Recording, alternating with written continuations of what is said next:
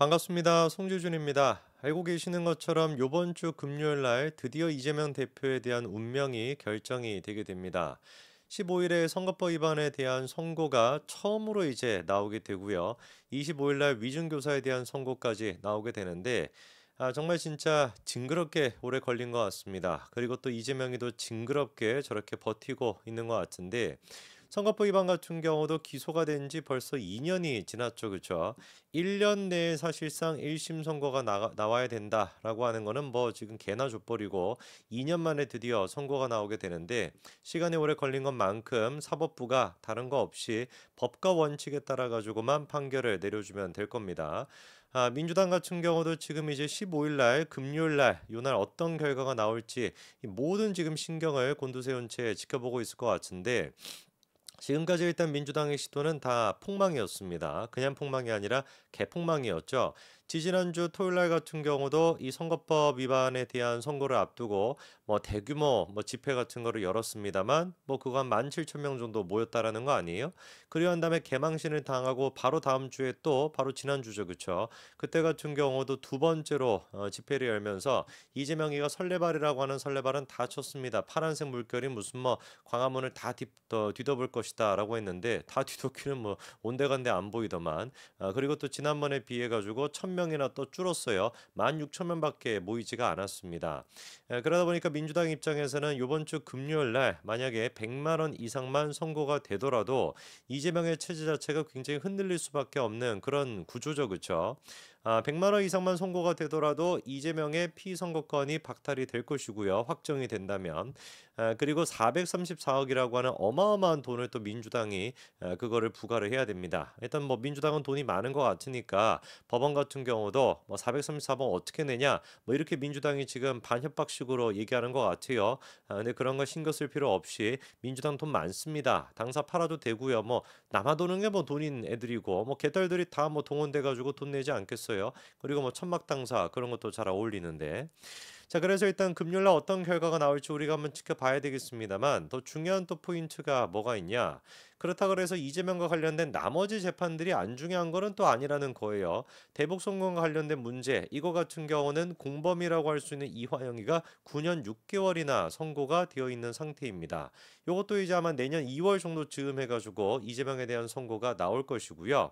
그리고 또 생각해 봐야 되는 게 대장동, 백현동, 미래, 성남FC 요거는 지금 하나로 묶여 있지 않습니까? 요거와 관련돼 있는 재판도 어떻게 될지 이것도 지켜봐야 되는데 자 벌써부터 지금 눈에 띄는 변화의 모습이 몇 가지가 있습니다. 일단 대장동, 백현동, 성남FC 미래 요거랑 엮여 있는 사람이 정진상과 김용이라고 하는 사람이 있죠. 그쵸? 사실상 이제 두 사람 같은 경우는 요 네 가지 사업을 통해 가지고 이재명의 불법적인 선거 자금을 모으려고 했다. 요런 지금 이제 혐의가 있는 것인데 김용 같은 경우는 특히나 유동규로부터 네 차례에 걸쳐 가지고 8억 4,700만 원 가까이 되는 불법 대선 자금을 수수했다. 이런 혐의로 지금 재판이 진행 중인 상태입니다.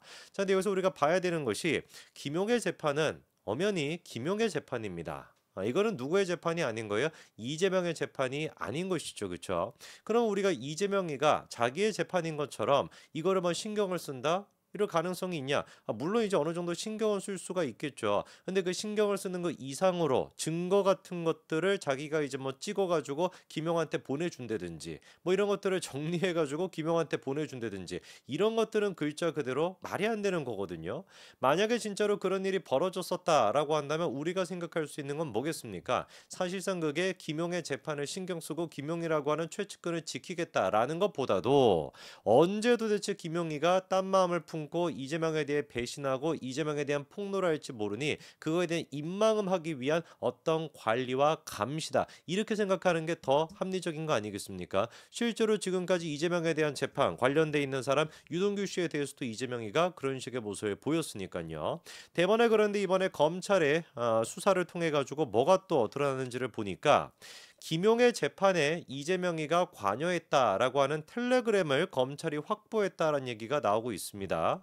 이따가 제가 어떤 식으로 이재명이가 이제 김용의 재판에 간섭을 했는지 그거는 말씀을 드리겠습니다만 딱 요 제목을 보자마자 우리가 알 수 있는 게 뭐냐? 도대체 검찰이 그거를 어떻게 확보했을까라는 거 아니겠어요?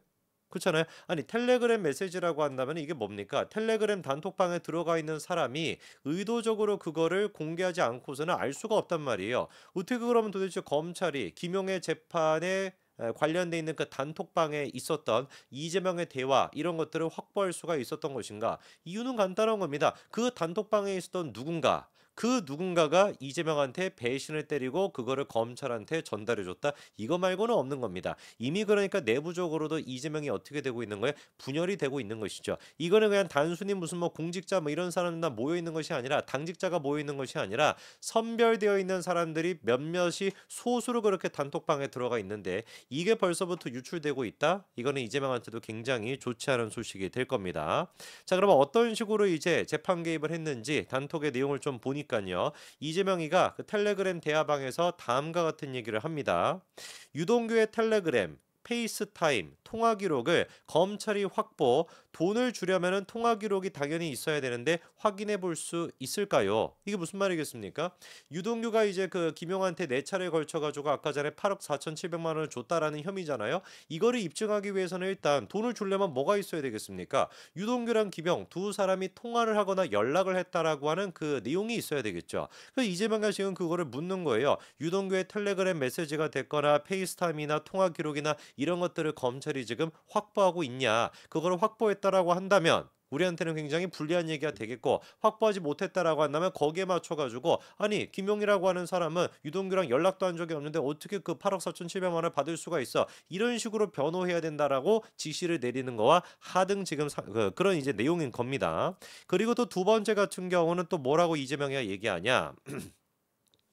유동규랑 김용 두 사람이 만났던 시기에 차 종과 차의 종류와 거리 상황 같은 것도 특정이 됐나 이런 것도 물어봤다라고 해요. 그러니까 이제 그 김용이 타고 다녔던 자동차 그 관용차인지는 모르겠지만 그 자동차의 차종이 됐거나 그리고 또 이동한 거리 이런 것들을 따져봤었을 때 뭐 진짜로 유동규를 만나러 갔는지 유동홀딩스라고 하는 그곳에 갔는지 안 갔는지 이런 것들이 확인이 또 될 수가 있으니까 김용이 만났다라고 하는 그 차종이나 거리 상황 같은 것도 특정이 됐냐 이런 것도 질문을 하고요. 아싸리 그냥 이재명이가 뭐까지도 했었냐?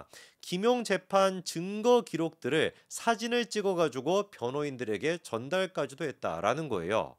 아니 도대체 이재명의 정체가 뭡니까? 이거 뭐 비서였습니까? 아니 무슨 뭐 알바가 됐습니까? 지가 뭐라고 김용의 재판 증거 기록들을 갖다가 사진을 찍어가지고 변호사한테 보내요? 이거는 누가 보든지 간에 명명백백하게 이재명이가 지금 뭐 하고 있었던 겁니까? 김용의 재판에 개입하고 있었다라고밖에 볼 수가 없는 것이고 그리고 이거를 실제로 이런 식으로 막 사진을 찍고 보내고 하는 거를 정말로 이재명이 혼자서 했을까? 저는 그렇다라고 생각하지 않습니다. 분명히 민주당의 떨거지들이 같이 동원이 돼가지고 했을 거라고 저는 보고 그렇기 때문에 이번 사건은 이재명이가 김용의 재판에 개입했다라고 하는 이 사건은 그냥 단순히 이재명 한 명의 문제가 아니라 민주당이 당적인 차원에서 조직적으로 개입한 건 아닌지 그 부분에 대한 철저한 수사가 필요하다. 검찰 또한 마찬가지로 그 부분에 대해서 수사를 하겠다라고 지금 밝혔습니다.